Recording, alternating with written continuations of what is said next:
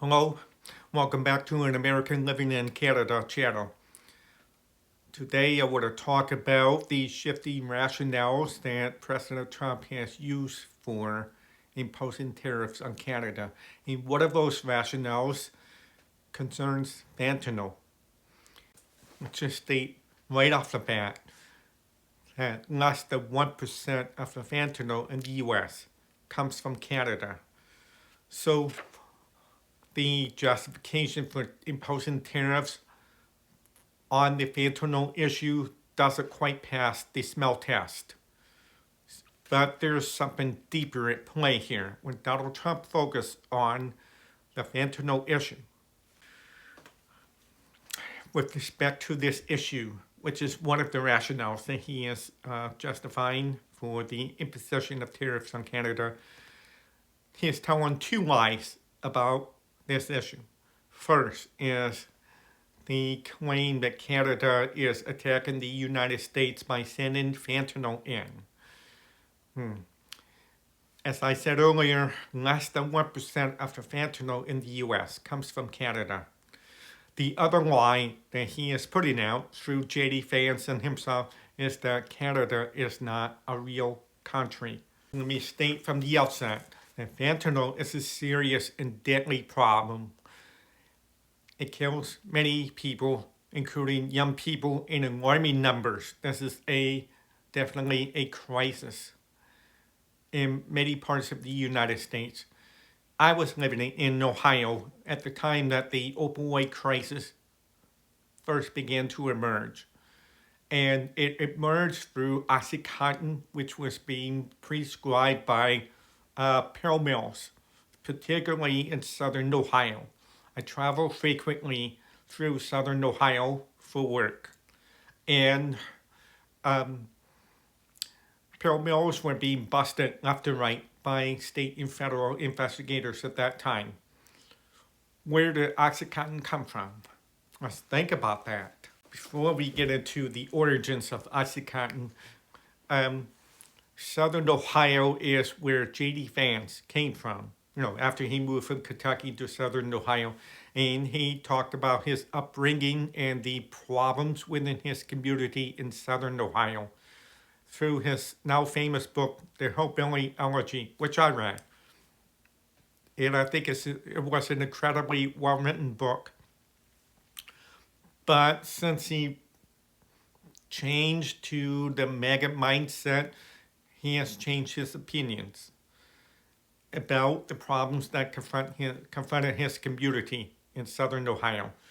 In his book, he talked quite a bit about personal accountability and responsibility, and that the community out of which he came needed to face up to their own shortcomings, their dysfunctions, that they needed to fix it themselves. Now, he is blaming external factors for the problems plaguing his community or much of southern Ohio, and that includes the opioid crisis. The United States leads the world in opioid deaths. It's really unfortunate.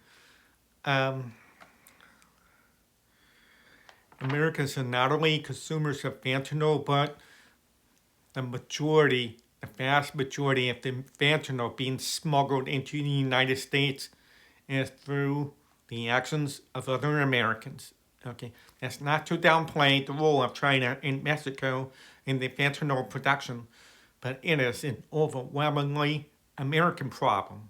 Okay, now to get back to the origins of OxyContin, where did that come from? Where did the opioid crisis begin? It began with a pharmaceutical company called Purdue.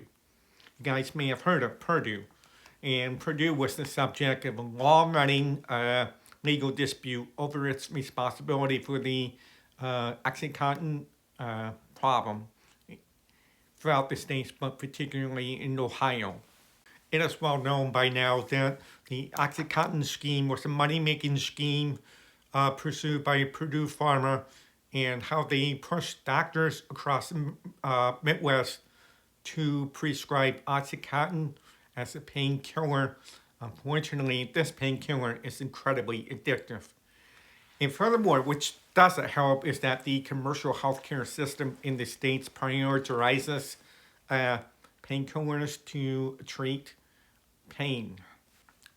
Not only does the healthcare system in the States prioritize pain medication, but is severely lacking in addiction prevention. You can see where the problem is.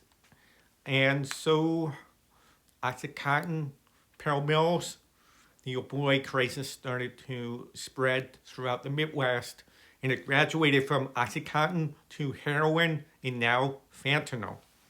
Unfortunately, instead of looking internally at the causes of the opioid crisis that I identified above, such as the pharmaceutical industry, the commercialized healthcare system, the lack of addiction prevention, the demise of the manufacturing sector, American demand, and the fact that most smugglers are American. Trump fans are now preferring to blame external actors such as Mexico and Canada for the fentanyl crisis in the U.S. Now let's turn to this weird obsession with Canada becoming the 51st state and using fentanyl as an excuse to impose tariffs. This is completely nonsensical, makes no sense at all.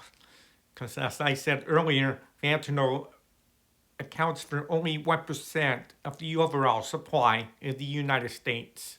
So I would argue this issue of fentanyl, and this was a subject of a J.D. Vance tweet where he made a rather nonsensical claim about fentanyl coming into the United States from Canada.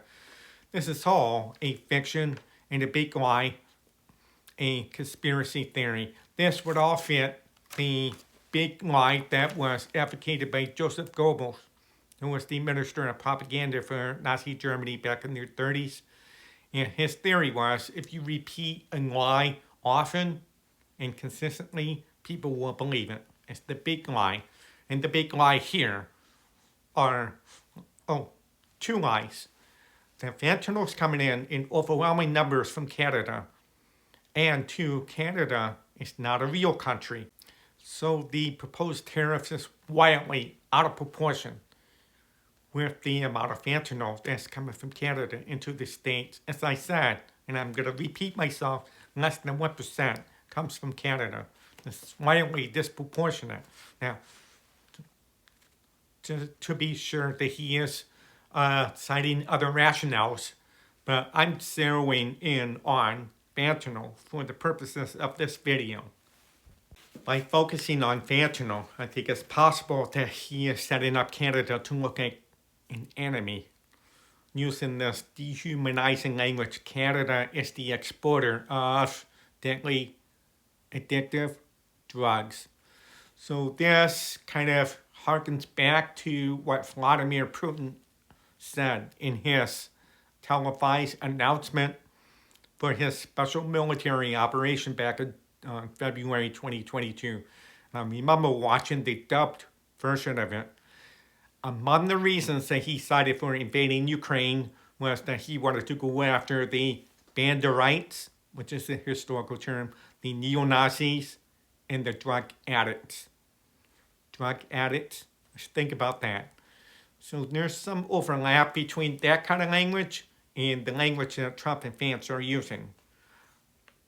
Drug addicts, fentanyl. So this is somewhat disturbing. He has also commented on the beautiful borderline between the U.S. and Canada, particularly in the western part where it looks like a straight line. And it would seem that he thinks it was drawn by a straight line, and that means that there is no difference between Canada and the U.S., that they're the same people. Recall, this is somewhat similar to Vladimir Putin's thinking about Ukrainians. And Ukrainians are just Russians. They're not really Ukrainians. Okay, so there's a supposition that Donald Trump thinks Americans and Canadians are exactly alike. They are not. They're different, distinct cultures. With regard to that border, It was negotiated through multiple treaties and agreements between the U.S. and Canada. Okay, so he's got to recognize that. So the issue of fentanyl and the belief that Canada could be just another 51st state, which rests on an assumption that Canadians are just like Americans, may feed into this weird fantasy by Donald Trump to annex Canada. Now, do I think that will come to pass? I think it's highly unlikely because fortunately, Donald Trump, his attention span is not the greatest. He's all over the place. Because if you follow the news as of now, he's focused on Canada, Greenland, Panama Canal, the Ukraine crisis, tariffs against the European Union, tariffs against China, on and on and on. He's got so many things going on, juggling so many balls. So I think the actual threat of annexing Canada is not going to come to pass. But we do need to keep an eye on the language that he and JD Vance are using. So on that note, as I said, let's keep an eye on the language that's being utilized by Trump and Vance. I think we will see how things resolve tariff-wise by April 2nd. Either he ratchets it up or he backs down. We will see. Anyway, thanks for stopping by and watching this video.